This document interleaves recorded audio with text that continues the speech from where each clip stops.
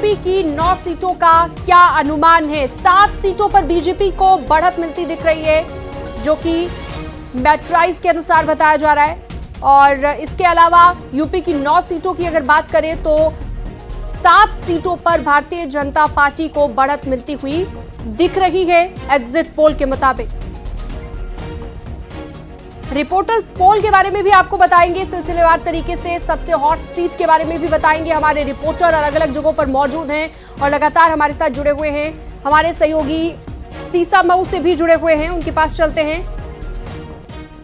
Reporters पोल के बारे में जानने को। ओम बाबू मिश्रा हमारे साथ जुड़े हुए हैं। ओम बाबू मिश्रा, जरा बताइए क्या कह रही है जनता, और आज पूरा दिन आपने रिपोर्टिंग की, क्या कुछ नजर आया और एग्जिट पोल क्या कहते हैं?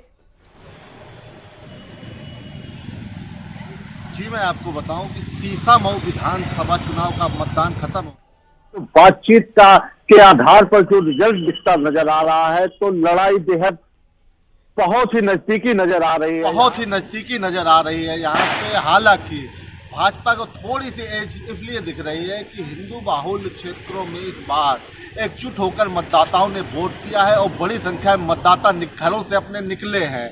और जबकि मुस्लिम क्षेत्रों में ये शिकायतें लगातार मिलती रही कि उन्हें वोट नहीं डालने दिया गया, तो इसका प्रभाव देखा जा सकता है चुनाव परिणाम में।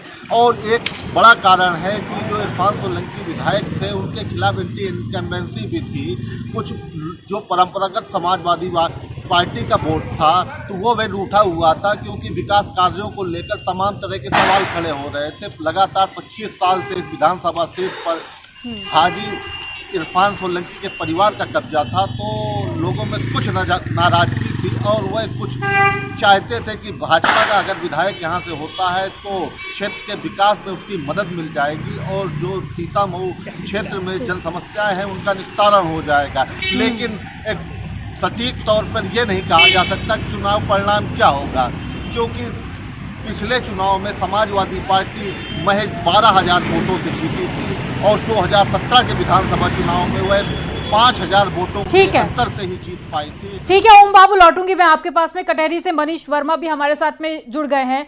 मनीष, कौन से मुद्दे रहे जनता के बीच में हावी? हालांकि अगर हम राजनेताओं की बात कर ले या पॉलिटिशियन की बात कर ले तो विकास के मुद्दे पर कम ही इस बार वोट मांगे गए, लेकिन जनता के बीच में वो कौन से मुद्दे थे जिन पर जनता वोट डालने आज पहुंची? ये देखिए, आपको बता दें कि सुबह 7 बजे से ही सियासी पारा अंबेडकर नगर में गर्म रहा, क्योंकि सपा की तरफ से आरोप लगाते रहे लगातार कि वोटरों को निकलने नहीं दिया जा रहा, वोटरों को बूथ तक जाने नहीं दिया जा रहा, जिसको लेकर सियासी पारा पूरे दिन गर्म रहा। लेकिन मतदाता अपने घरों से निकले और वोटिंग हुई। 5 बजे के वोटिंग परसेंटेज की बात यदि की जाए तो लगभग 57% यहाँ पर मतदान हुआ है।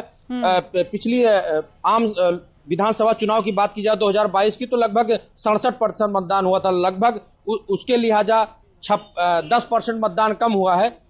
तो कुल मिलाकर यहाँ पर आम चुनाव में वैसे भी मतदाता ज्यादा निकलते हैं। उपचुनाव का माहौल था, इसमें मुद्दे कम होते हैं, लोग कम निकलते हैं अपने घरों से, इसकी वजह से कुछ मतदान प्रतिशत भी घटा है। लेकिन मतदाता अपने घरों से निकले और लगभग अच्छे वोट परसेंट यहाँ पर अच्छे वोट पड़े हुए हैं। अंबेडकर नगर में बात की जाए तो कटहरी विधानसभा सीट पर सपा और भाजपा के बीच कांटे की टक्कर है। बसपा इस चुनाव में कहीं न कहीं तीसरे नंबर पर दिखाई दे रही है अभी भी, और भाजपा और सपा के बीच में कांटे की टक्कर दिखाई दे रही है। क्योंकि पिछली बार जब 2022 का विधानसभा का चुनाव हुआ तो 8,000 से कम मार्जिन के वोटों से लालजी वर्मा विधायक हुए थे और 8,000 कम वोटों से ही अवधेश द्विवेदी चुनाव हारे थे। तो इस लिहाज से अभी माना जा रहा है कि कांटे की टक्कर काफी अच्छी दिखाई देगी। यहाँ पर सपा और भाजपा के बीच कांटे की टक्कर रहेगी। अब देखने वाली बात यह होगी कि 23 तारीख को कौन बाजी मारता है। जी ठीक है, आप बने रहिएगा हमारे साथ। हमारे रिपोर्टर्स लगातार जुड़े हुए हैं। रतिभान त्रिपाठी भी हमारे साथ सीनियर पत्रकार जुड़े हुए हैं, वरिष्ठ पत्रकार हैं। रतिभान जी, आपने कई चुनाव देखे होंगे और